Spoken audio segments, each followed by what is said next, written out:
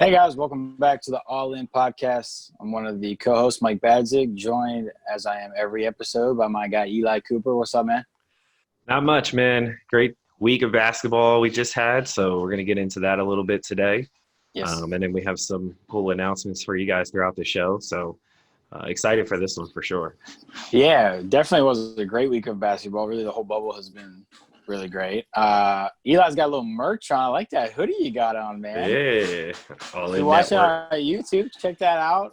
If you're interested in the merch, it's teespring.com/all-in-network. Make sure you grab some merch and rep the podcast and the network. We appreciate that. And the hoodie looks nice. So we are excited for this episode today. We are talking NBA basketball. First thing we would want to talk about is the award nominations. They announced the finalists for the awards. Most improved, MVP, Coach of the Year, sixth man, Rookie of the Year. They announced the finalists. So they announced 3 finalists for all of them. We are not going to talk about who we think should win on this episode. We are just going to talk about if there's any beef that we have with who the finalists are. And the reason we're not talking who we think we should win on this episode, Eli, you want to tell them what's going on?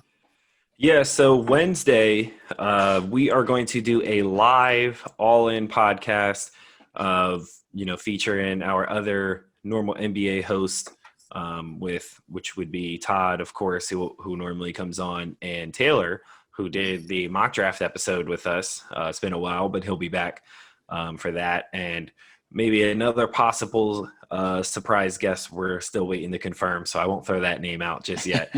But, it's our all-in NBA panel. We'll be voting, and then we'll do a live show announcing the winners of the All-In NBA Awards. We're going to take a little step further, though. We're going to have some new awards that we're going to do that the NBA doesn't do, just so you guys can get our perspective on who should win each award. Yep. Yeah, it's going to be a lot of fun.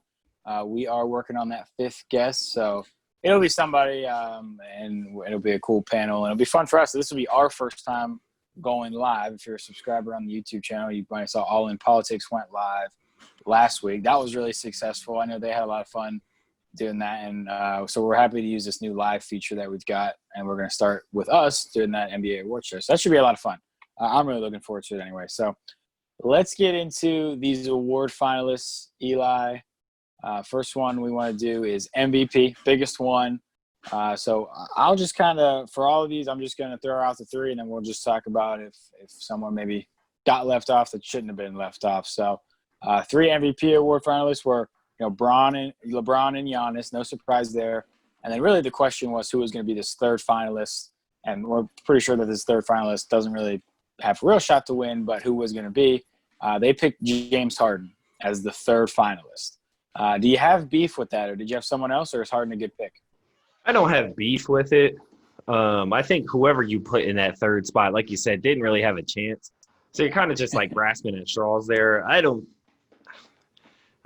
think he's a legitimate MVP candidate this year. They're in the 6th seed. So, maybe you could have threw in, Jokic or, Pascal Siakam to, from one of those teams. I don't know, but like either way, they have about the same amount of chances winning against James Harden, and I guess James has the numbers, so that'll always put you in the discussion. But so I don't have beef with it, but I think some other people might have been a little more deserving if we're talking about pure value this year. But no beef. Yeah, I think Jokic was probably the biggest one for me. I probably would have had him in that 3rd spot. I mean, they're the 3rd seed in the West. Maybe Kawhi even. Actually, I might even put Kawhi there just because they are the 2 seed in the West, and he's the best player and drastically has changed the Clippers' season this year. So I probably would have Kawhi or Jokic in that 3rd spot. I just, Harden, as much as the stats show, and they are really good, and we're not counting any of this. That's the other thing that probably needs to be brought up is that these final 8 games here in the bubble, the NBA has said we're not counting any of this towards the awards. So basically we're picking these finalists anyway are being picked from just before the bubble. Harden has had a great bubble. But January and March were really bad for Harden. He probably worst months he's had in this whole Rockets like scoring run were in January, March, and maybe it was the usage rates catching up to him. But March was really bad, and I think if we're judging this off of 6 months of the season of, I guess it would be October, November, December, January, February, March, and 2 of the 6 were pretty bad. I would have you third. I'd probably go with Jokic or Kawhi there. Yeah. And see, the thing with Kawhi is he sits so many games. Yeah. So right. it's like, and not only does he sit so many games, his team there's not a significant drop off when he sits out. Like that's kind of what keeps him out of the running is that you look at the teams that he plays on. It's like, okay, well, how much worse are they actually without him? You know what I mean? Like he's really a guy that puts you over the top. He's not a guy that like carries you. So exactly. And that's been proven with, pretty much the 3 different teams that he's played on. So that's kind of what holds him back. But I agree. I don't think Harden was the 3rd best player in the league. And he did have a couple of awful months. And to piggyback off of the bubble thing, that kind of works out really well for LeBron, right? Because he has not been good at all in the bubble, which we're going to get to that a little bit later. But like Giannis runs away with this if these bubble games were included in it. So I think he still has a chance to win it. I think he has a lot of like social media and media backing him. I don't know that he'll actually win it, but like he has a much better chance than if they counted these games. Yeah, absolutely. And that's kind of the narrative was building there for LeBron. And then he's not been great in these 8 bubble games, like you said. Do you think, let me ask you this before we move on to Rookie of the Year. Do you think that Kawhi should get points towards MVP for getting Paul George to come, like the offseason stuff of, if it wasn't for Kawhi, then the Clippers wouldn't have got Paul George. Does that factor into most valuable player for you? I've heard people say yes. Not in this case, because then like you got to give LeBron points for getting AD, right? So no, that's what we have like Executive of the Year or GM of the Year is for. Because at the end of the day, like Kawhi can tell the Clippers that he wants Paul George all he wants. The Clippers GM still has to get it done. The franchise needs the assets to be able to pull off the trade. And then a whole other team has to then like sign off on it. So like, sure, like Kawhi can go ask, but like at the end of the day, he doesn't have control over that. So no, I don't give him any points there. 100% I agree. I think that's a bogus argument for including that in MVP. Like we're talking on the court stuff here. So, okay, let's do Rookie of the Year then. The 3 finalists were Ja Morant, no surprise, and then Kendrick Nunn and Zion Williamson. I can start on this one. I'm fine with Ja, of course. I think I'm fine with Kendrick Nunn as well. I have some beef with the Zion finalist pick. Yeah. He only played like 20 games. Yeah. Like, it's hard to include him. And maybe you do include him because when he did play, he probably was the first or second best rookie playing. But, like, he played so few of games. And we're not counting the bubble games, right? So it's only the games before that. He played so few games. I really would put Brandon Clark in there. I would have found a way to get Brandon Clark in this final 3. I mean, he averaged 12 and 6 in only 22 minutes a game with the Grizzlies. He was a very important piece on a good team, a team that is in the final 8 before the bubble started, and we'll talk about this, but it's currently in there. It's not looking great, but he's a really important piece on that team. Right. He shot 68% from field goal and 37 from 3, I think. So I would have included Brandon Clark instead of Zion. I could see the argument for leaving Zion though.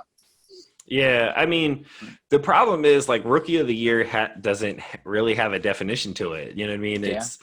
And there's no real guidelines or restrictions to it. It's like, is it most outstanding rookie? Is it most impactful rookie? Like, what are everybody can kind of interpret this in a different way. Because if you're talking about like most outstanding, regardless of like how many games they played, like Zion's absolutely in that discussion, right? Because he was very good in the games that he did play in. And he had a big impact on the Pelicans as well. But it would be unfair to other guys to give him this award after 20 games, unless he averaged like 50 and 25. But like, yeah, in this case, I'm not quite sure he's deserving. I think it's okay to put him in there simply because he was that good over 20 games. I think that's kind of like, the NBA's nod to him, like, okay, well, we got to at least throw it out there. And there were some people who do think there are people, I should say, that do believe he should win this. So, I feel like you got to have him there, especially if you're the NBA. Like, yeah, you know what I mean? He's the most popular of the bunch by far. Right.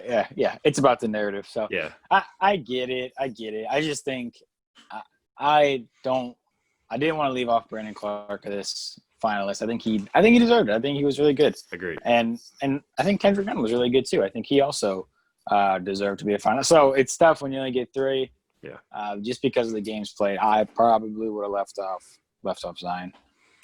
Okay, let's do Defensive Player of the Year then. Giannis, AD, no surprises there probably. And then the third player on there was Rudy Gobert. What'd you think about that? I think Rudy Gobert being on here is criminal. And don't get me wrong. Rudy Gobert is obviously the best defensive center in the league. Like, I don't even think that's debatable, right? Unless you count Anthony. Well, you can't count Anthony Davis as a center, I don't think. But I think that's a non-debatable thing. But, like, how in the world was he better than Ben Simmons defensively this year? I don't think he was. I think he's here off of name recognition because he's you know what I mean? I believe he won it last year, right? Mm-hmm. Yeah, so I think he's here because he's the defending award winner. There's no way Ben Simmons isn't a finalist for Defensive Player of the Year this year. That makes no sense to me. I agree. I would have Ben Simmons as well over Rudy Gobert. I don't even know.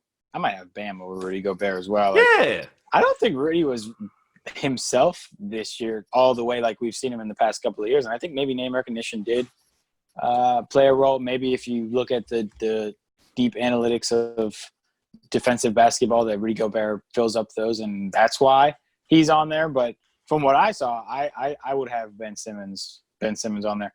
And like, I think that this is just, we're kind of disrespecting defensive guards in a way, because we're like, well, the big guys here, they block shots and the length that they create, but like, it's really important to have guards who can play good defense. And I think that's why Ben Simmons should be getting more love.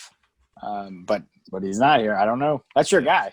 Yeah, I mean, he led the league in steals, and that is not often something that happens for someone who actually plays defense. Like, Curry won it when he got his second MVP. He won like the steals title in that season. So, and like, Steph tries, but like, he can't defend. So, like, you know what I mean? A lot of times that ends up being like, the steals doesn't always turn into a direct reflection of how well you play defense. But in this case, it absolutely does. Like, Ben Simmons is one of the most versatile defenders in the league. I think this year he took it upon himself to be more focused and locked in on the defensive end. Like, I think there was a clear improvement in that aspect of his game from his first couple of seasons. Yeah. And the recognition isn't there. So I think it's criminal, like I said. I agree with you on that one. I think they should have done more deep digging on that one, and they would probably sell the case for Ben Simmons. And he hustles a lot, and he leads the league in like all those hustle stat categories. So, and sadly, Ben Simmons probably out for the year. Unfortunately for your Sixers, not good. Yeah, so I'm going to rant a little bit about this, just quick. Go ahead. So, with the Ben Simmons injury, a lot of people are like, okay, well, like, how are the Sixers going to replace that production? Well, it kind of helps them. I don't want to say that, like, it doesn't help them defensively, obviously, but on the offensive end, it kind of opens up the floor. And they looked a lot better offensively, I thought, against the Magic in their most recent game. Like, the issue is, like, Embiid and Horford can play together. I don't think that's necessarily an issue. They can play like a, high-low 4-5 type game.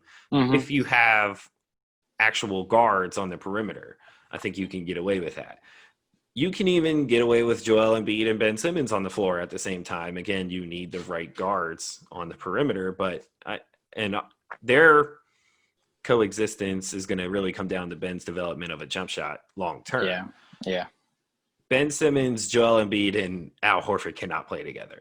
No. Like those three can't be on the floor at the same time for long stretches of games. So it's like it's weird. Like Ben fits with Al Horford and Joel Embiid fits with Al Horford, but Ben and Joel don't fit with Al Horford. Right. So, it's like someone asked me, like, what do the Sixers playoff chances look without Ben? They look exactly the same as they did with him. It was we were losing in the first round. So, well, a lot of optimism for your Sixers then. So let's do sixth man. Montrezl Harrell, Lou Williams, and Dennis Schroeder. I think when we did, I think it was like maybe our first podcast we did with Sean, and we picked these awards. I think that I had Schroeder, you had Harrell, and he had Lou, maybe. I think you're exactly right. Those are the three. I'm fine with those three personally. I think that those are the right three, and we talked about that before.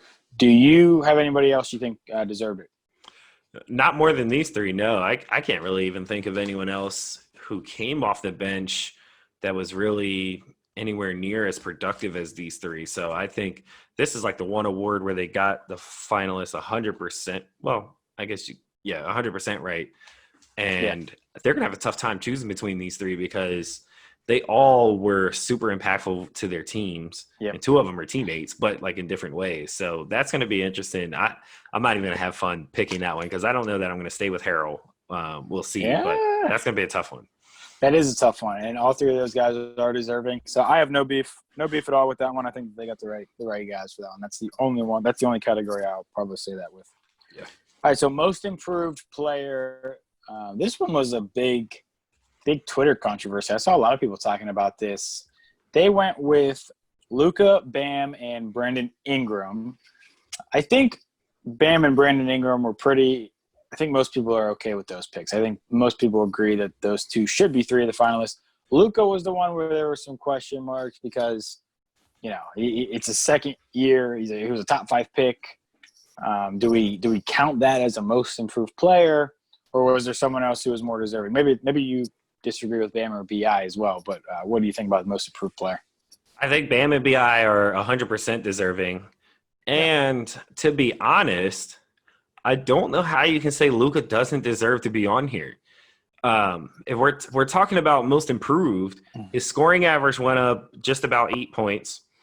He averages 2.9 more assists, and he averages almost 2 more rebounds per game. Yeah. And then from his field goal percentage went up 4%.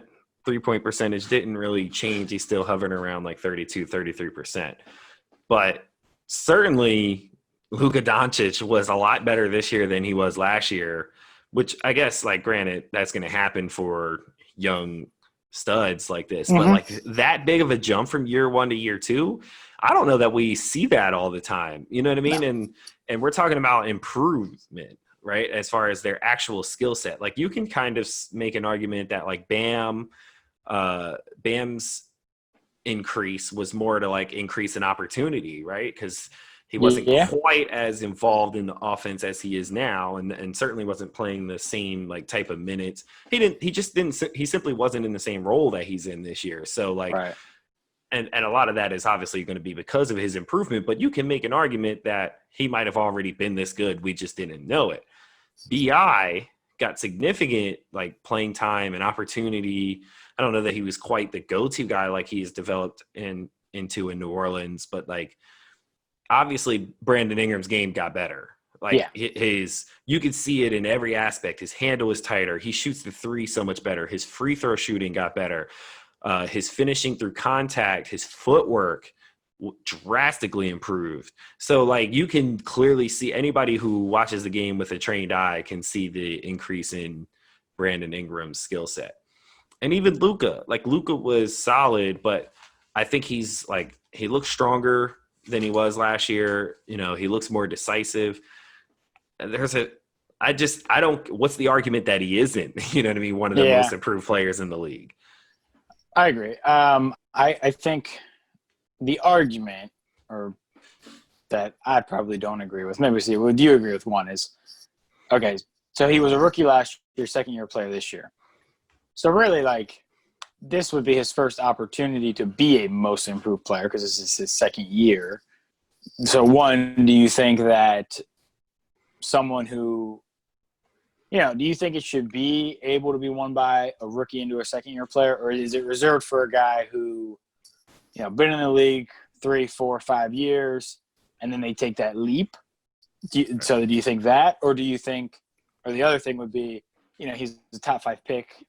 Should we have been expecting this? I don't think anybody expected this, how good he is now. Yeah. But should we have been expecting, him to be a star player? Right. Yeah. So, I mean, that's all fair.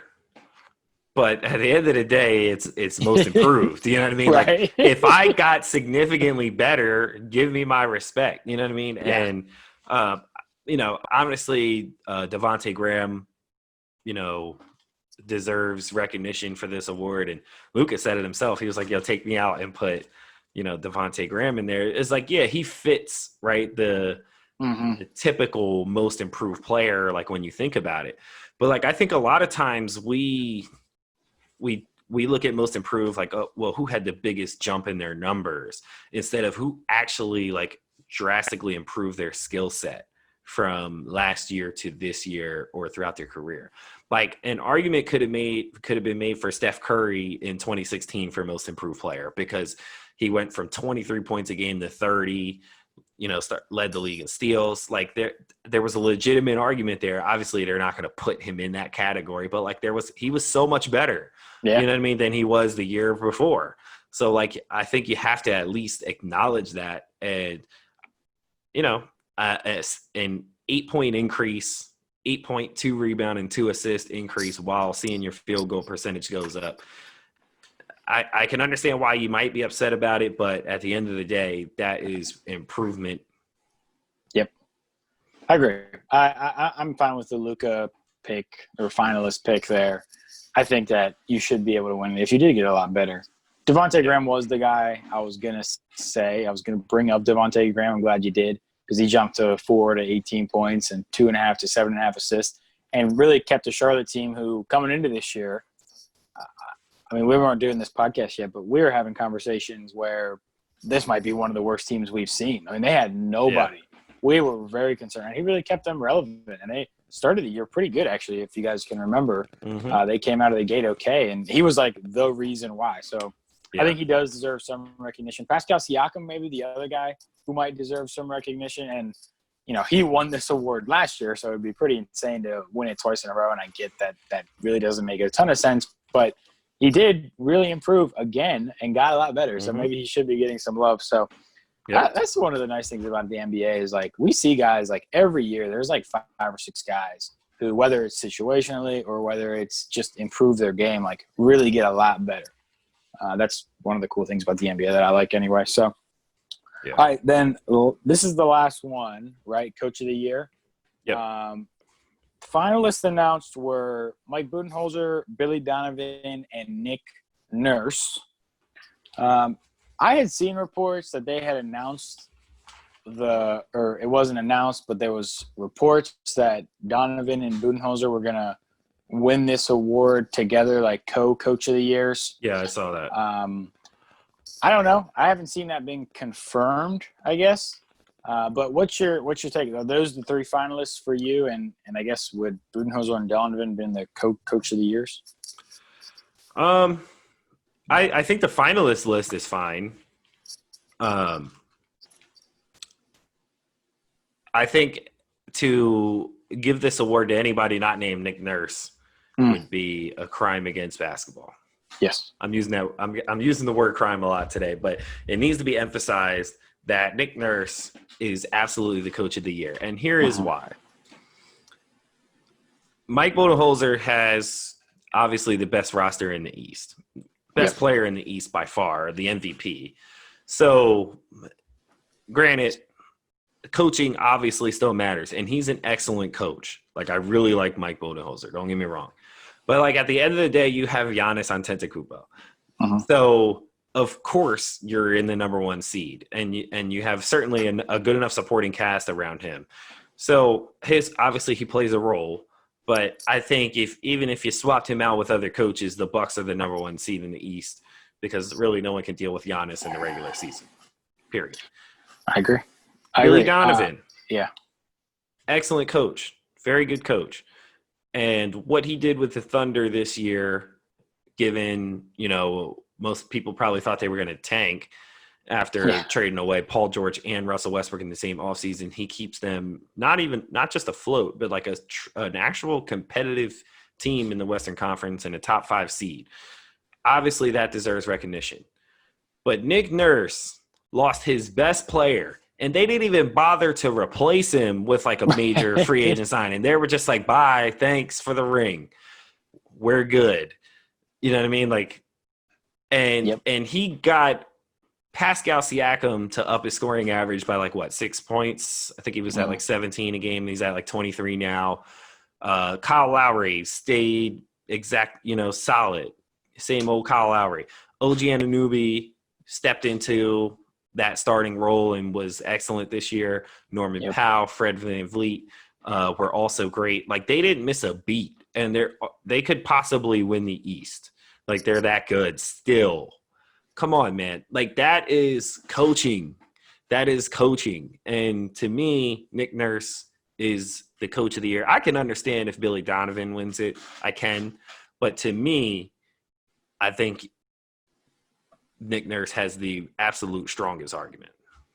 Yeah, I agree with 100% of the things you just said. I think it's definitely Nick Nurse for me. I know we're not, we're going to do the award show Wednesday, but, because they already announced that it's going to be Budenholzer and Donovan being co-coach of the years, I think it's worth mentioning that that's pretty disrespectful to Nick Nurse, I think.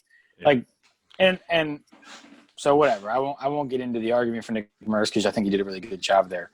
And I will say Billy Donovan with the Thunder, he has done a really good job. And Chris Paul deserves a lot of credit for, player leadership there. So I will say, I don't think anything else needs said on this because you did it so well. But my dream scenario in the first round of the playoffs is Rockets versus Thunder, and the Thunder beat them with Chris Paul. Would love that. When Chris Paul beats them with the Thunder and they traded Russell Westbrook. I really think that the Thunder got the better end of that deal. I think that I'd rather have Chris Paul than Russell Westbrook on my team. That's just me. That's just me right now. I would. So that's all of the categories. That's our thoughts on who the finalists were. We are going to take a quick break, and then we're going to come back and we're going to talk about this 8-seed race in the West and how this is shaking up, and maybe some concerns for some of these bigger teams, Lakers, Clippers, and Bucks. We're going to take a quick break. Here's a word from our sponsor, Tavon's Lawn Care. Thanks. Here at the All In Podcast, we love talking about sports. That's pretty much our main topic. And in sports, you need to be reliable. Well, what's more reliable than Tavon's Lawn Care, LLC? It's a Black-owned family business in York, PA. Tavon's Lawn Care, or TLC for short, since they provide each job with tender love and care, has been in business for over 10 years. Founded by owner Tavon Parker, TLC aims to provide employment for underprivileged youth while providing great service at a reasonable rate. You can visit Tavon'sLawnCareLLC.com or Tavon's Lawn Care on Facebook and Instagram to view their portfolio and request your cost-free quote now. So if you need any kind of lawn care or landscaping job, visit Tavon's Lawn Care for your landscaping needs. Hi, guys. We are back continuing our conversation about the NBA playoffs and the NBA bubble and everything going on. Next thing we want to get into is this 8-seed race out west. There's been a lot going on. We've had some surprise teams. We've had some disappointing teams. So let's just we're checking in now where we are. So as of right now, where we stand, we're recording this on August 9th. Where we stand right now is the Grizzlies are holding that 8 seed. The Blazers are a game and a half back. The Suns came roaring up and are 2 back. The Spurs, surprisingly, are 2 back. The Pelicans are 2.5 back, and the Kings are 3.5 back. So at this point, all of those teams would qualify for a 8-9 matchup. Not only the top team is going to. So whoever finishes in that 9 seed will be the playing game against whoever the 8 seed is. maybe it's still Memphis, maybe it's someone else. So we've had some surprises for sure. Eli, what have you seen so far with this race for 8? And who are you liking now? Have you shifted your thoughts at all? I absolutely have, and that's mostly because the Pelicans have played their way out of contention. So, thanks for ruining my pick, guys. But man, Memphis has been awful, Yeah, right? they have. Like, I think they're really lucky that they had such a big cushion coming into this, man. And the last win that they got, beating the Thunder, of all the teams that they've played, that was probably like the team you least expected them to beat. Mm-hmm. You would think, and that's they beat them by 29. So, and that was honestly that was a must win that kept and the Blazers lost. So they're still a game and a half up. That could be much different. You know what I mean? If the Friday and Saturday didn't happen for these two teams, but I mean, this race is heated up, and I mean, to make things worse on Memphis, Jaren Jackson Jr. is done. Yes. So they were already struggling in this bubble with him. It's going to be a lot harder without him. So yeah, absolutely, some things have shaken up with this 8 seed race, man. Yeah, there's a lot going on. So my pick was always the Grizzlies coming into this. I was rocking with the Grizzlies. I'm still holding out hope. They're still the 8 seed. Luckily, they had enough of a cushion coming into this that they're still in the lead. And, we're coming down to it here with probably 4 games left for everybody about. So, I think that it's going to be tough for multiple teams to jump them to where they're at least not in the 8-9 game. So I don't have to jump ship yet. It's getting scary, though, on this Grizzlies Island, no doubt about it. Let's talk about the Suns. Dude. What the hell? The Suns are great. The Suns are fantastic.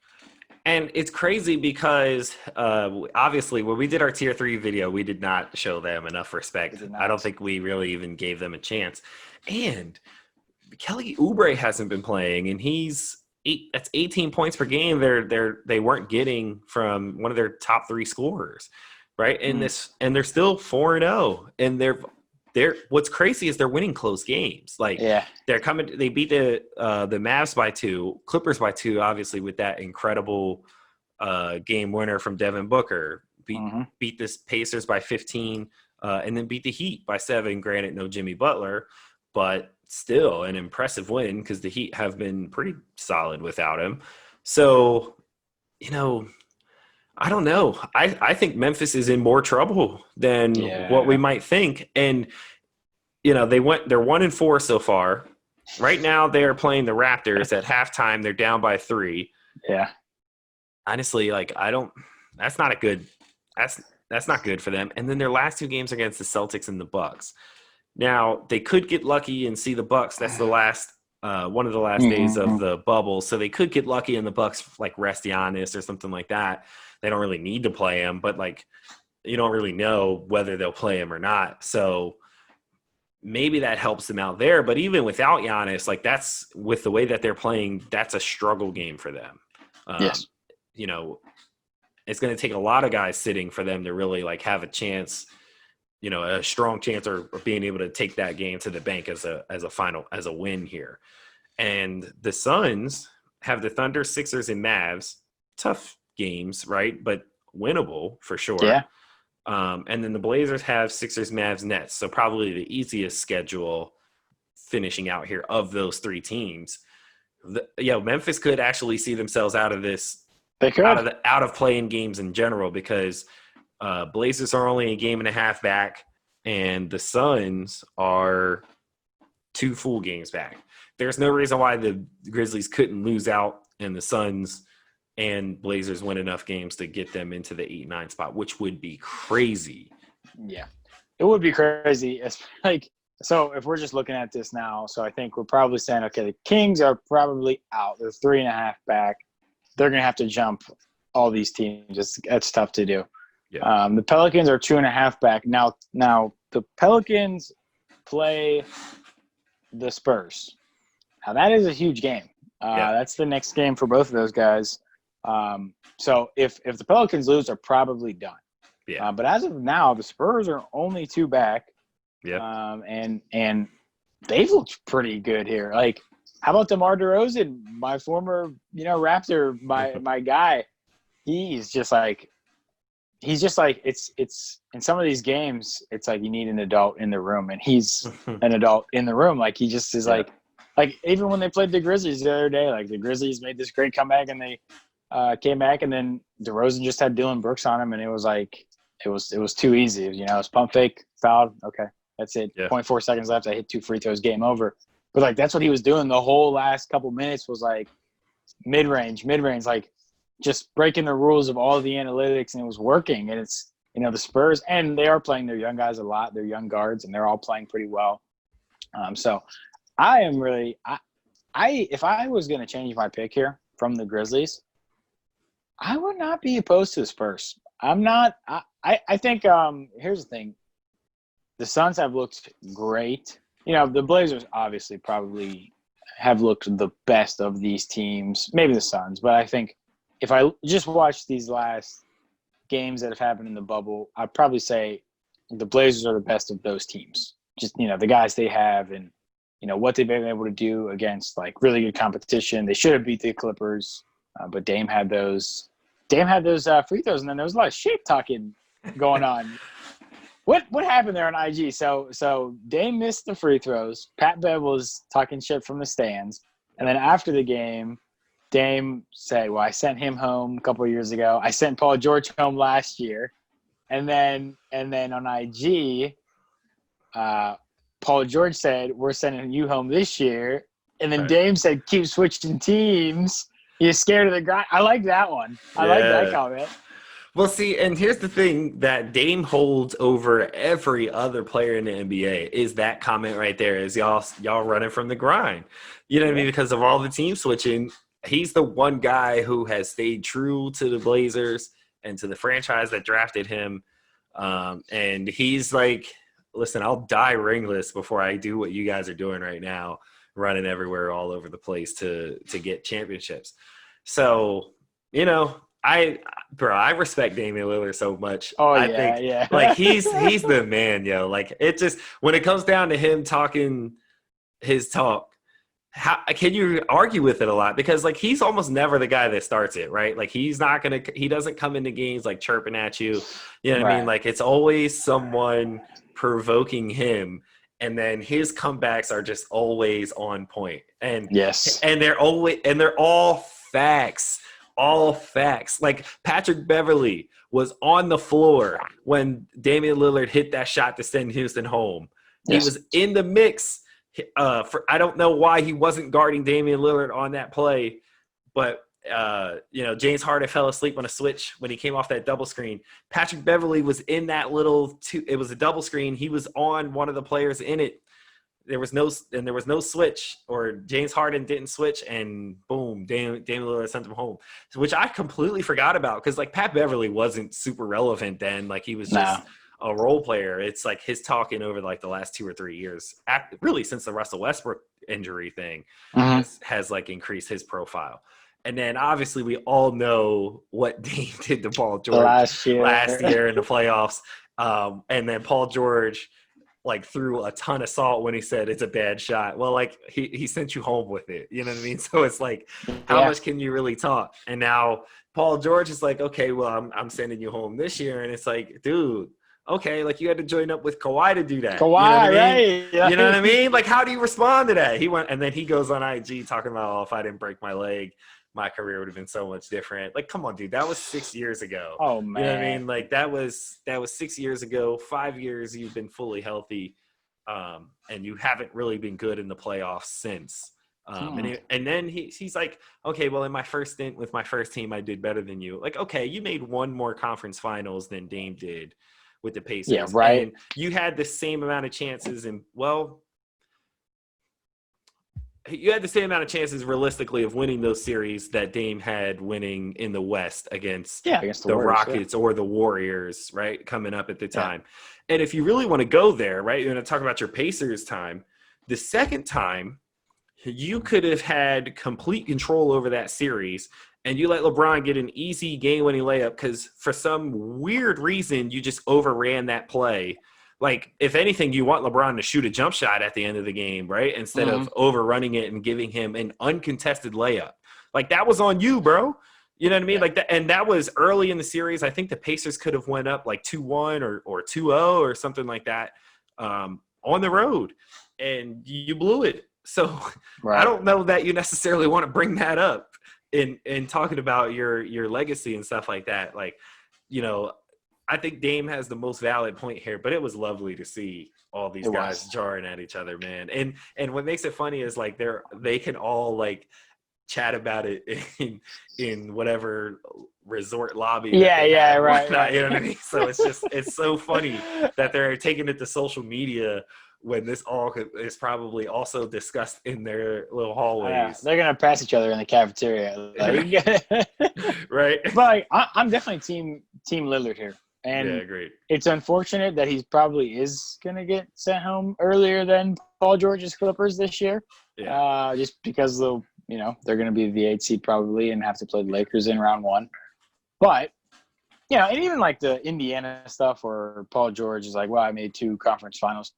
Yeah, like, and he probably was the primary scorer on that team. But, like, he wasn't carrying the load that Dame has been with these teams. I mean, they had Danny Granger was still scoring and Lance Stevenson was doing his thing back then. Like, they had a better overall team, like just number of guys, and defensively that's where they really were very good, was on the defensive end. So he wasn't like doing what Dame was doing in Portland anyway, so I don't even think that's comparable really. So just to get back to what I was saying before about teams that I like, I like the Suns, but I tend to think that teams will eventually average out to where they should be.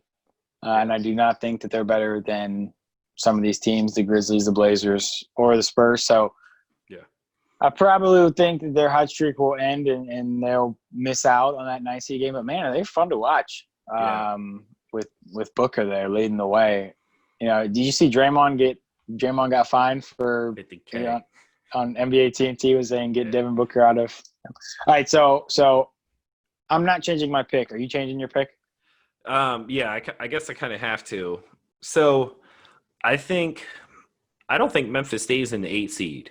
I think the Blazers pass them. I think the Blazers have the stronger schedule. I'm very tempted to take the Suns, man, and the reason why is because the bubble format favors like the team that's hot. Like you don't get any time between games other than like a day, right? You're usually playing like every other day, so or back to back. So it's difficult to like rediscover your rhythm, where at like some point in a regular season you'd probably have like a 2-game or a 2-day gap before, you know what I mean? I don't know, where you can kind of try to figure things out. But like without Jaren Jackson Jr. and with how badly they look right now and how tough their final schedule is, I'm going to go Blazers and Suns, man. I think I'm going to rock with the hot hands in Damian Lillard and Devin Booker. Memphis put themselves in a tough spot here. I think they fall all the way out. I'm going to stay bold. So I was bold with the Pelicans. I was bold with the Pelicans. I'm going to stay bold just with the Suns now instead. I'm jumping on the light skin killers wave. So wait, are you taking the Blazers to win that 8-9 matchup though, or is it? I'm gonna save it for the bracket. I'm gonna say we got to do a bracket episode. I'm gonna save that for that. That is fair. Okay. Well then I will not say I'm definitely picking the Grizzlies to win the 8-9 matchup either, and I'll go Grizzlies Blazers in that last 8-9 matchup. So, all right, let's talk about our tier 1 teams from the latest NBA podcast we did. The tier 1 teams are Bucks, Clippers, and Lakers. It has not been a great bubble for any of these teams. There's definitely been some question marks. The Bucks are 2-3. The Lakers are 2-4. The Clippers are 3-2. Could easily be 2-3 with that. Damian Lillard missed 2 free throws there to give the Clippers that win they maybe didn't deserve per se. So, of these 3 teams, who are you most concerned about? I'm most concerned about the Bucks. I think, like, if you look at the Lakers, LeBron's not playing well, and like realistically, that's not going to last, right? And I think he's in cruise control right now. So I'm not really concerned there. Same with the Clippers. Like, they're almost always in cruise control. So, and they still have a winning record throughout this bubble. So, like, Nick Wright made a strong argument as why we should be concerned about the Clippers. But, like, I truly believe playoff Clippers is going to be a lot different. So, Yeah. I'm going to give them the benefit of doubt. The Bucks scare me, though, because granted, they're not playing for anything at this point, and they locked up the 1 seed a while ago. But, like, when I'm watching them play, the flaws that they have are being, like, exposed a lot. You know what I mean? And the same ones we saw in the Eastern Conference Finals last year is, like, if Giannis isn't doing it, who is? You know what I mean? Like, who's helping him out? Who's knocking down open shots? Their spacing seems to be like an issue. Yep. It looks like. And Giannis doesn't look like he has a ton of room to operate. And I wonder if it might be time to look at, like, moving him to the 5 and playing like a 5-out style, which is weird to say about someone who handles it like him. But it's kind of like the same argument I make for Anthony Davis. It's just like the floor spacing, I think, would be dramatically better if they went, like, I think right now they go Bledsoe. I think Wes Matthews is the starter, right? Or has it been DiVincenzo? I think Matthews, sure. DiVincenzo off the bench. He might get more minutes than Matthews, though. Yeah, something like that. And then Middleton, Giannis, and then Brook Lopez. And, like, Brook Lopez isn't shooting it well enough for me to stay in that starting spot. Like, if he was shooting like he was last year, like, okay. Mm-hmm. But, I think it might be time to look at, like, DiVincenzo in the starting lineup. You go, over Brook Lopez and just, like, completely, like, put 4 guys that can make shots around Giannis and see what happens. You know what I mean? Like, and defensively, I don't know that you're sacrificing anything there because, like, what is Brook Lopez bringing to you defensively? You weren't really relying on that from him anyway. And the small ball, I guess you would call this a small ball lineup, but how small is it really when you have Giannis at your 5? He's like the size of most centers.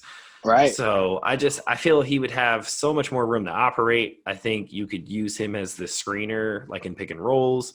You could run, like, if you want the ball in his hands, have smaller guards come set screens for him to try to get switches or, screens into someone come screen for him. And then, and you set a flare screen, like stuff like that. Like, I think there's just more you can do because the floor would be more spaced, but it just, I don't know. They look shaky to me and they have some bad losses here in this bubble. Yeah. I'm worried about the Bucks too. Well, I'm not worried about the Bucks because I hope they fall apart and the Raptors win. But I would probably take and this is tough because the Bucks and the Lakers have wrapped up these 1 seeds. So you wonder, like, okay, how much are they playing for, and is the focus there for these last couple of games? But and the Bucks, like, I love the Giannis to the 5 thing. I don't know why they even need Brook Lopez. And if you can just look at Giannis, like, he's a big dude. He's 7 foot. Like, I mean, if you compared him to a player in NBA history before, I don't know that, it's like he's maybe he's one of one, but probably it's like Orlando Shaq, where he's, can get the ball and dribble and he's huge and just a physical specimen. But, like, Shaq was playing the 5. Like, it's okay. He can play 5. He'll get the rebounds you need. Like, I don't think, I think sometimes we put too much of an emphasis on, like, being able, like, having size to get rebounds and stuff, like, or even like on. And Brook doesn't rebound. And Brook doesn't rebound. So, like, what's the point? Like, is the argument for playing Brook Lopez that he's a great spot-up shooter? Because I'm sure you can find guys who are better. Yeah, absolutely. On your bench. So yeah, and we make these arguments for every team, I think, to go smaller. But, like, that's just how the NBA has been working lately. Like, it's just that seems to work better when you have the guys. You have to have the right personnel to do it, but I wouldn't be surprised if they at least tried it. And the Lakers, so the Clippers, I feel like the Clippers will figure it out in playoff time. I'm not any more concerned about the Clippers than I was, during the regular season. So I'm not saying I'm not concerned at all, but I'm not more concerned because of the bubble. The Lakers I am a little bit more concerned about because LeBron's been not great.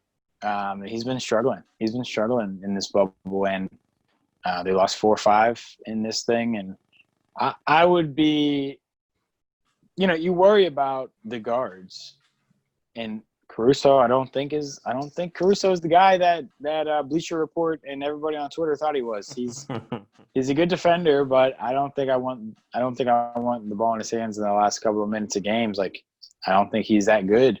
Yeah. Dion Waiters, I will never trust Dion Waiters. He could score 20 points a game for the next 5 games. I'm still not going to trust him.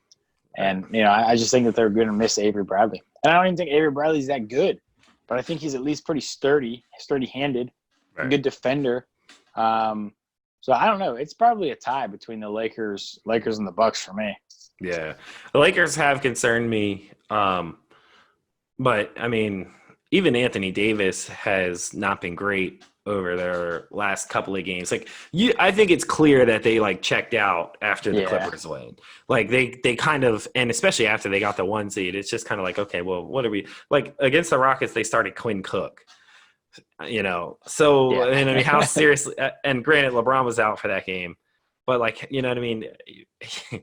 How seriously are you actually taking it? But right, the guard play is certainly concerning at this point. Because there's just no pick and roll presence, man. Yeah. And I think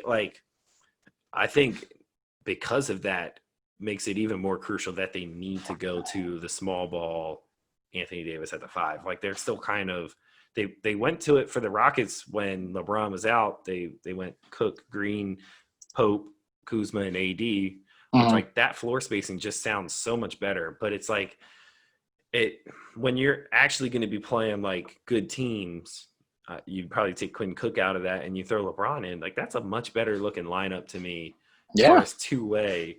And then you're not really so reliant on I don't think you're so reliant on needing point guard scoring or guard type scoring because your spacing is just naturally going to be better in a lineup like that. So LeBron can kind of hide those flaws for you if he has more space to operate.